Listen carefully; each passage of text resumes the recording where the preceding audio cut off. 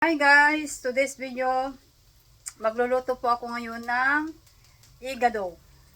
Ayan guys, naigisa ko na yung bawang at sibuyas at saka naigisa na rin guys yung ating carrots at saka yung patatas. Isunod na natin guys yung ating karne. Then mix natin siya.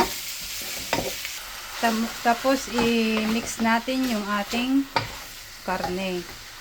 Ayan, maglagay na ako ng ground paper at saka yung konting seasoning guys. Then mix natin ulit siya. Then saka nating takpan. At saka maglagay na rin tayo ng salt, oyster sauce, at saka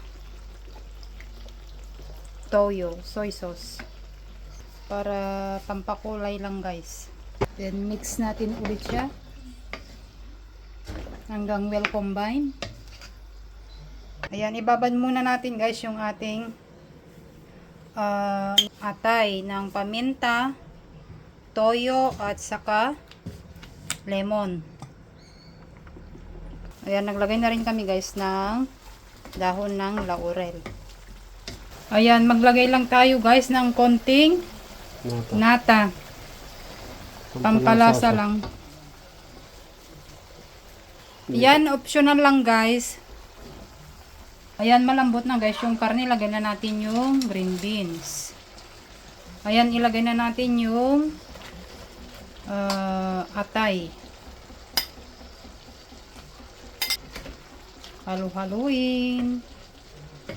At siya nga pala guys, paki-comment kung taga-saan kayo para ma-shoutout naman ko kayo.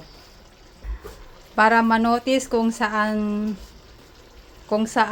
lupalop ng mundo kayo.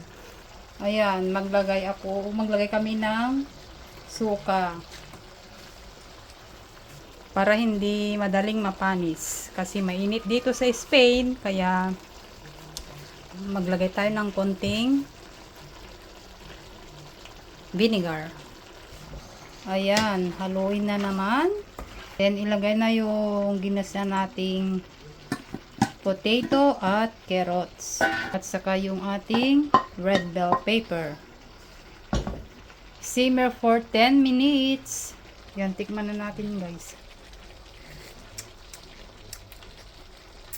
Ang sarap talagang lasang igado.